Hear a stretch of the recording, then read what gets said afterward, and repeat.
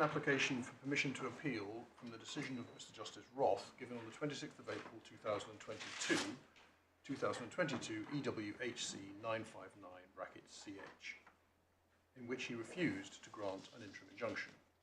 The case is a patent dispute about a drug called fingolimod for the treatment of a form of multiple sclerosis called relapse remitting multiple sclerosis, RRMS. The brand name for this drug is Gilenya or Gilenya. The patent is EP UK 2959894.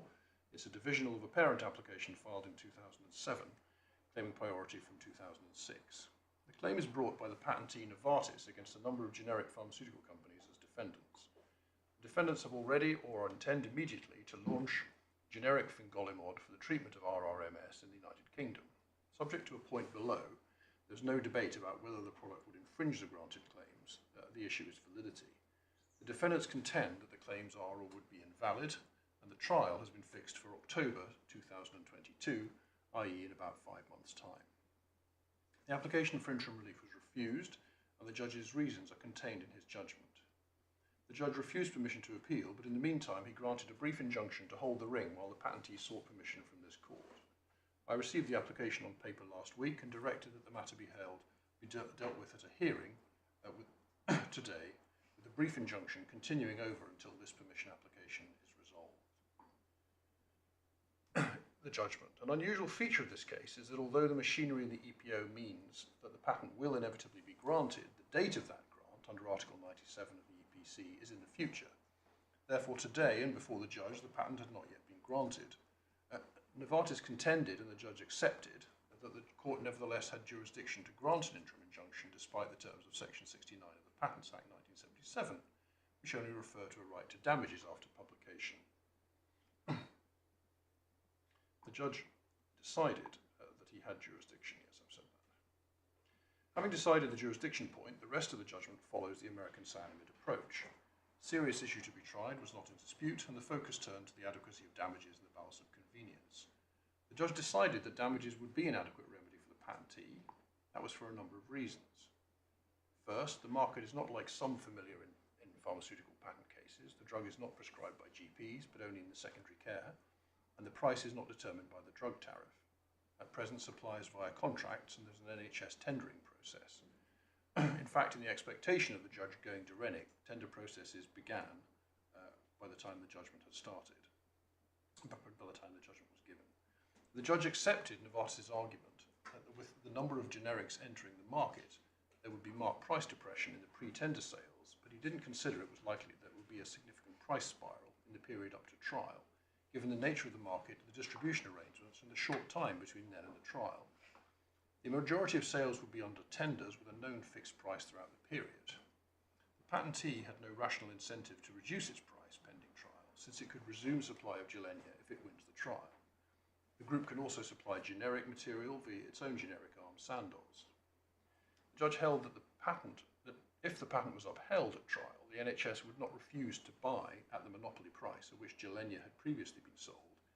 And in doing that, he was not accepting evidence to the contrary from Miss Bride of Novartis. The judge didn't think the presence of the alternative drugs existing and anticipated to enter the market in the future made any real difference. Overall, he accepted that the level of sales of Gilenya could not be accurately predicted after late 2022, and held that they were unlikely to increase from then and may gradually decline, but nevertheless, he didn't see that there was any sound basis to find that the future sales would be materially affected by the temporary introduction of generic fingolimod for a period of months and then a return to the branded form only, assuming Novartis won the trial. The other major aspect of the case, below was an allegation by Novartis that there would be significant reputational damage from the generic entry to the market, particularly bearing in mind an unusual aspect of the market for Gilenya, which is a service for patients provided by Novartis called Gilenya Connect, and the impact of moving patients onto whatever corresponding service might be provided by other suppliers, and potentially the effect on other drugs. As I say, the judge decided that damages were an adequate remedy for the patentee, and so no interim injunction should be granted. Nevertheless, he also went on to consider American cyanamide on the basis that that conclusion was wrong, and held he would refuse the injunction on that basis too. Novartis seek permission to appeal on 6 grounds. Grounds 1, 2 and 3 relate to the judge's factual conclusions about what was likely to happen to prices. Ground 1 is that having found there would be marked price depression, it was not open to the judge to reject the allegation that there would be a severe price spiral because they're the same thing. Ground 2 is that the judge was wrong to hold that the reduction in generic prices in that period didn't matter because the larger they are, the less likely it will be for the patentee to restore its prices, and the evidence was that the price could go down as low as 5% of the monopoly price. Ground 3 is that the judge was wrong to reject Ms Bride's evidence that the NHS would be extremely reluctant to go back to the monopoly price, especially if the generic price had got as low as 5%.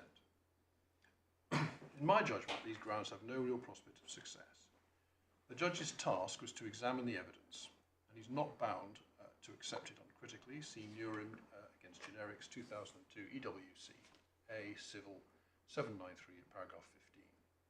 The judge drew a clear distinction between the price drop, which he acknowledged, and a possible severe price spiral, and he gave sensible and convincing reasons why he was not satisfied that the severe price spiral would occur in the relatively short period to trial. See judgment paragraph 50. There was no real prospect of success in showing that that was an error. Grounds 2 and 3 go together. The judge recognised that Novartis' evidence was about what was going to happen in future, but the key thing was that the judge did not accept Novartis' case that they would be unable to restore the monopoly price. In my judgment, this is fundamental.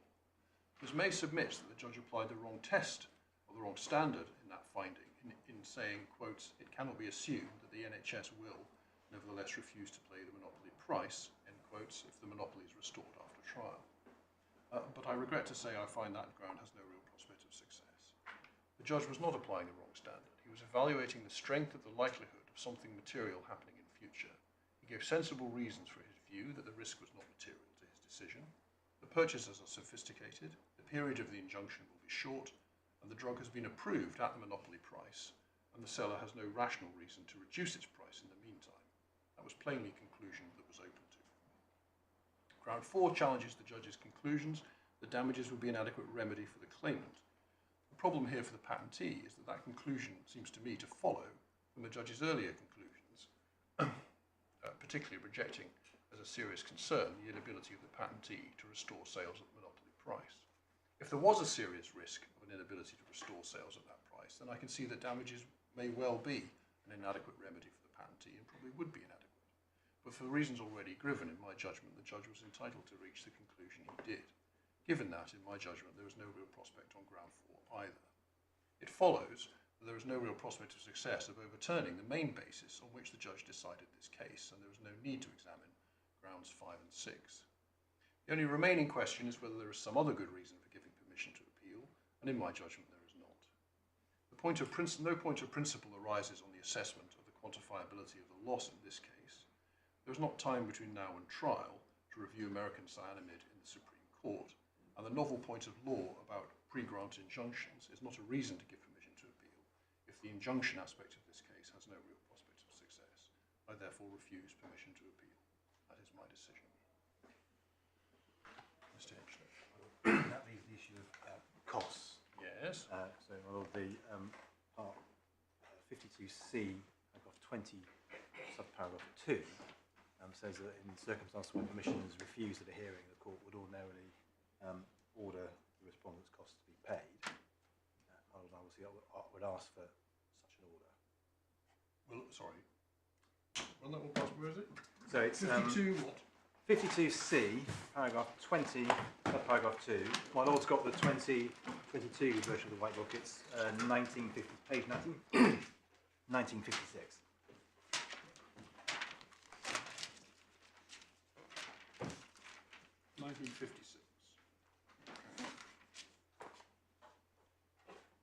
So this is.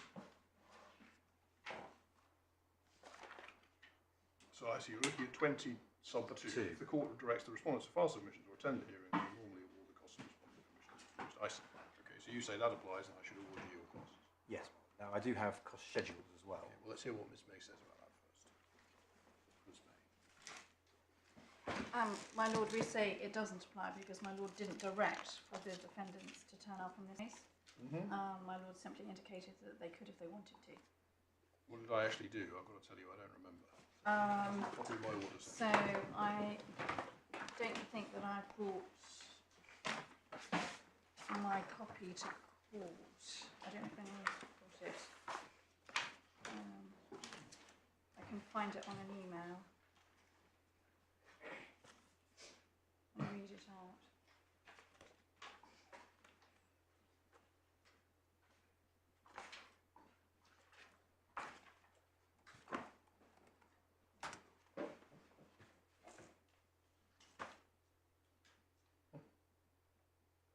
My Lord issued an order in which my Lord, in the decision, my Lord indicated that it would, the application, my Lord said, the injunction granted by Roth J at paragraph 11 of the draft order dated 26th April 2022 be extended to expire on the resolution of the application for permission to appeal. The application for permission to appeal would be best dealt with at an oral hearing. All parties may be represented. The balance of convenience favours continuing the injunction, which was granted by Roth J for a further short period. Yes. I see. Thank you. And You say, I didn't say they had to come. I gave them the opportunity to come if they wished, and that means that this rule doesn't apply. indeed. The other point I've Why is got, that my wrong? Lord, Sorry, go on. if it's of relevance, depending on my Lord's approach, is that paragraph 44, paragraph 9 in the practice direction of 44, or this, which is the cost practice direction, which is on page 1539, paragraph 9.5, sub 4, sub B, page 1539. This is in relation to providing the statement of costs, and it requires that they shall be provided not less than 24 hours before the time fixed for the hearing, and that wasn't complied with Okay. by everyone. It was only complied with by the first defendant. Right. Thank you, Ms. May. Right. So, Mr. Hinchliffe, why should I take it that Rule 20 sub 2 applies? I didn't actually direct you to come. Well, my lord, you invited us to come, and your lordship heard from myself and Mr Mitchison in relation to permission to appeal, on which they were unsuccessful. There's also the issue, my lord, if my lord had granted permission to appeal, we would have needed to deal with whether there should be continuation of the undertakings as well. So we needed to come along to do that. So we say, my lord, in any event, this is a situation where the appeal has now come to the end of the road. We should be having our costs of the appeal, and your lordship can just deal with them now and deal with them. Okay. I now need to resolve what to do about the costs of this appeal.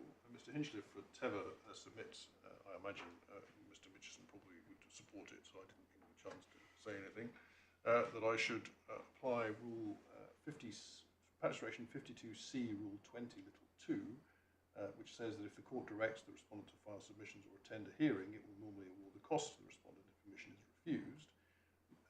He submits that's what's happened, and therefore I should award the respondent their costs. And he also submits that even if that isn't the rule, I should award the respondents their costs anyway on general principles. Ms. May submits the rule doesn't apply because I didn't direct that the respondent should attend. In my judgment, first of all, this rule does not apply because the order that I made last week gave the respondents the ability to come if they wished, but it didn't require them to do so, and accordingly that rule doesn't apply.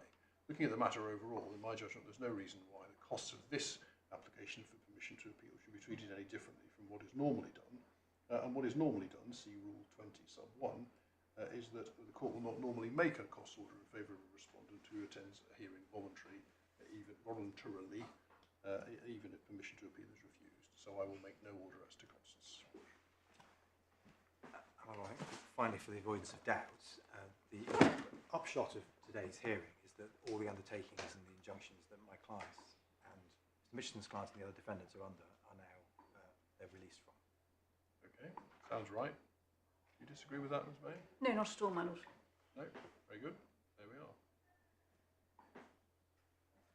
I think that's Thank you it. very much. Thank you, my Lord.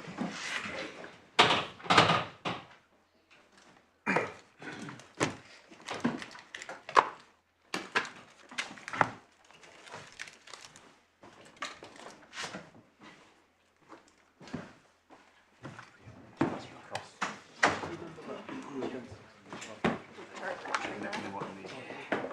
Okay. Yeah, that's good.